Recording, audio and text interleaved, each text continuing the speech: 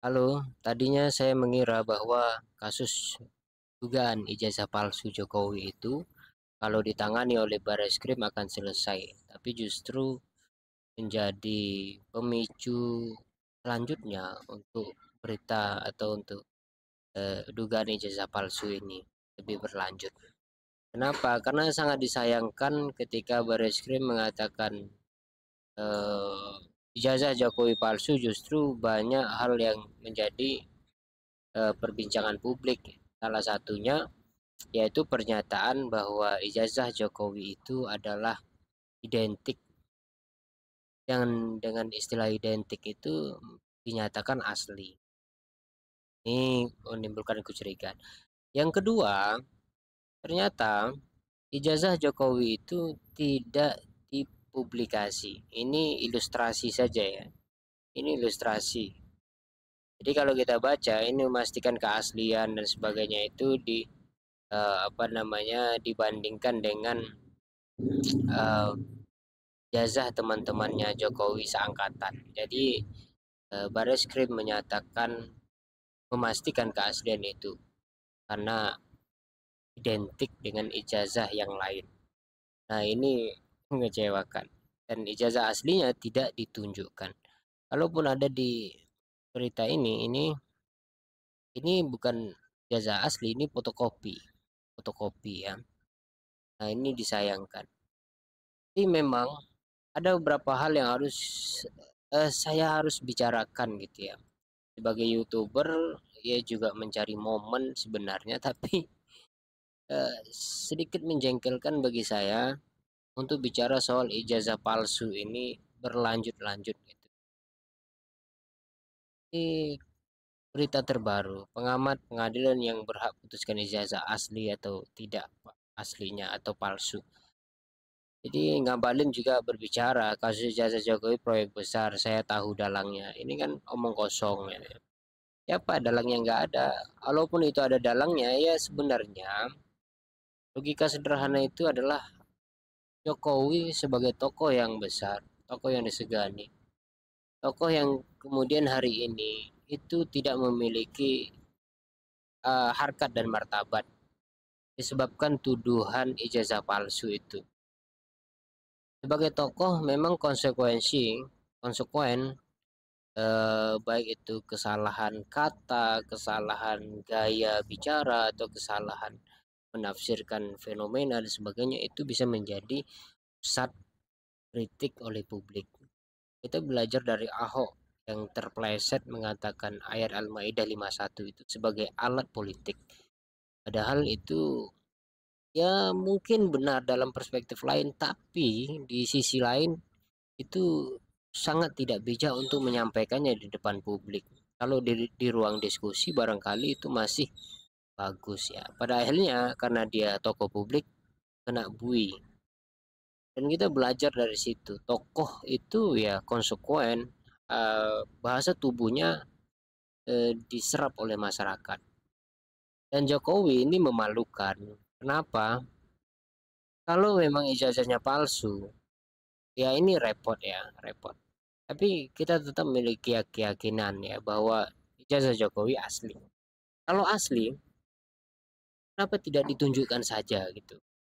Kalau hilang, kan biasa, ijazah itu biasa, kasusnya hilang itu biasa.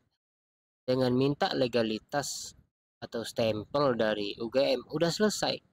Bahwa dia pernah lulus di situ, dan tidak perlu bukti apa-apa. Legalitas dari UGM itu sudah selesai untuk menyelesaikan permasalahan ini.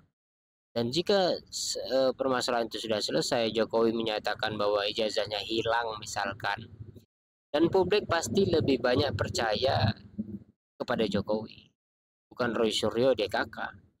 Tapi karena permainan politik Jokowi ini sangat membuat gaduh ya, dia menarik ulur, membuat kasus ini panjang sehingga banyak orang bingung pada akhirnya yang tadinya percaya Jokowi memiliki ijazah palsu dan akhirnya menjadi tidak percaya. Dia bermain dengan power politiknya untuk menekan berbagai macam kekuatan di negeri ini termasuk Kapolri, termasuk Polri, Kepolisian Indonesia. Itu yang sangat kita sayangkan ya. Dan kita melihat bagaimana Bareskrim mengambil barang bukti dari sebuah fotokopi ijazah dan itu diterima dan tidak dipublikasikan. Itu juga menjadi suatu hal yang eh, mencurigakan. Orang layak berbicara bahwa Bareskrim di bawah kendali kuasa Jokowi yang masih tersisa. Nah, di sini juga mungkin menimbulkan kecurigaan lain. Kenapa Jokowi mengulur-ulur waktu, mengulur-ulur kejadian ini, mempermainkannya? Dia ingin melihat seberapa kuat powernya masih tersisa gitu. Jadi mungkin Jokowi sambil tertawa tersenyum bahwa dia punya ijazah aslinya dan itu akan menjadi senjata terakhir dalam permainan isu ijazah palsu. Sekaligus barangkali juga Jokowi ingin memperlihatkan bahwa pengaruhnya besar, saking besarnya menutupi berbagai macam kasus yang sedang terjadi. Misalkan baru-baru ini, misalkan ya katakanlah kasus pemburu besi itu yang mati ya karena ledakan di Garut itu, yang ledakan amunisi kadaluarsa. Yang jelas-jelas itu kalau kita usut lebih jauh itu adalah kesalahan teknis, kesalahan tidak profesionalan dari